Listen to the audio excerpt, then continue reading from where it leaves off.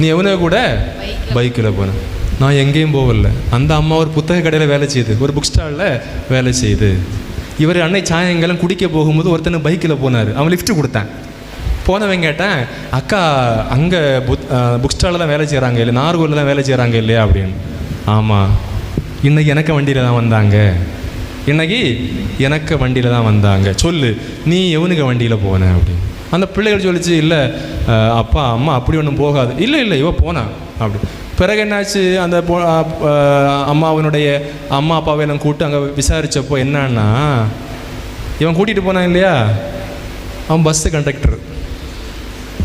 அவன் என்ன சொன்னான், என் வண்டியில் தான் வந்தாங்க. எந்த வண்டியில்? கவர்மெண்ட் பஸ்ஸில் தான் வந்தாங்க. தலைவர் என்ன நினச்சாரு? சொல்லுங்க ஃபாதர், நான் ஆனதுனால